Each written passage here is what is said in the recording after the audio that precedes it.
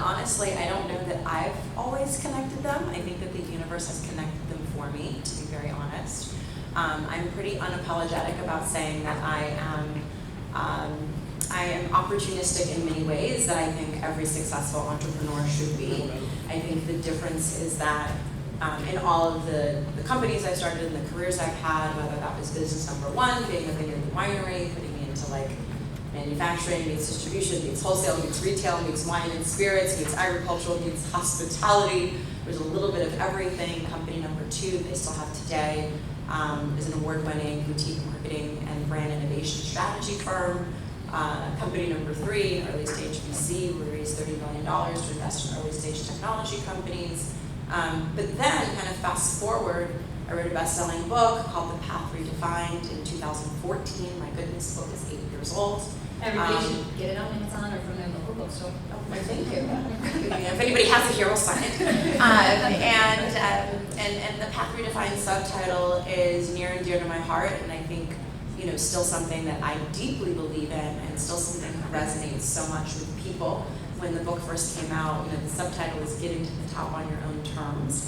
And so for me, The Path Redefined is much of what Mayra is saying. It's like, you can go do what you want to do, and if it doesn't work out, like, what's the worst thing that happens? You go back to where you were before, but at least you don't have to live with the regret of the what if I had, right?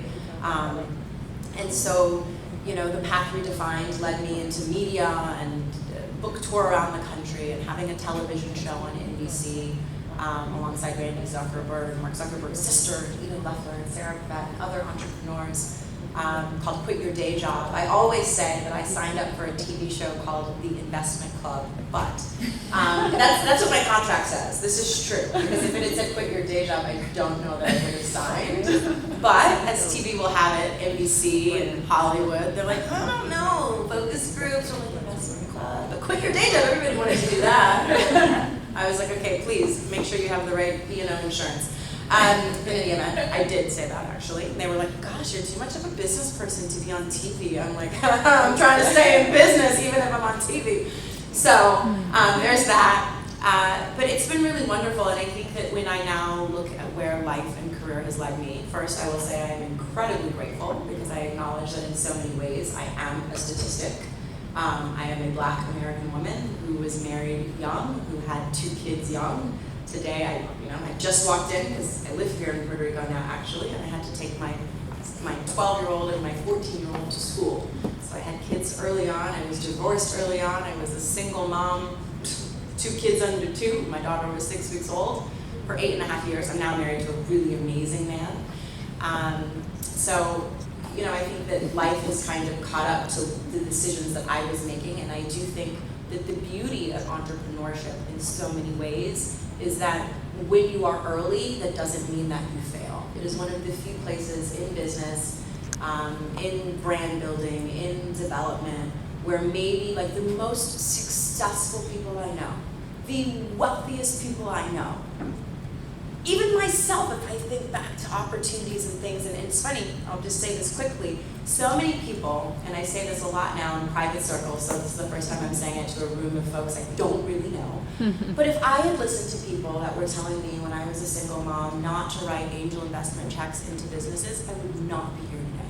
It's because I did listen to my gut. I did write checks even when other people were like, shouldn't that be to feed young children? To the point where I stopped telling other people because I really deeply believed in the entrepreneurs I was backing. I really deeply believed in my ability. Some of them I didn't give money to. Some of them I just said, I'll be your advisor. I have some companies now where my interest is very lucrative, but not because I ever actually wrote a check. Some of them I've just given time, years worth of my time as a board member to have skin in the game, to have my tranche of equity, and to help it grow. And so I think that the most frustrated entrepreneurs I see are the ones that are calling me now like, oh my God, they finally got it, the world caught up to my vision. So, sometimes the world needs to catch up to our vision, and that's not all the time, right? That's not in the corporate space. In the corporate space, you get cut. If it's like not aligning with the strategy of the moment, it's time to go. But if you're the entrepreneur, you get to determine how long you want to stay in the game, right? How thick is your skin?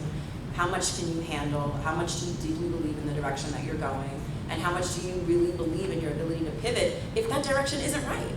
And I think we're now seeing those are the people where When I was starting my first company, Bill Gates was the richest man in the world. He was the only one who had $1 billion.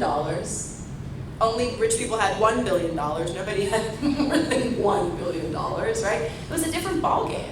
And my colleagues would sell their companies and go climb Machu Picchu and go to ashrams and go to India and come back in 4 weeks to 6 months with their new idea and all rested and relaxed. I've never had that.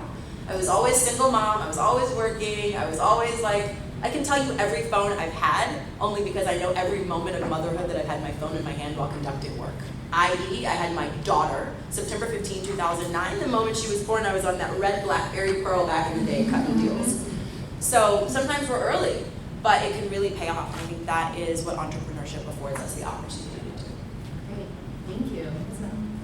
So yeah, I agree with you. It's starting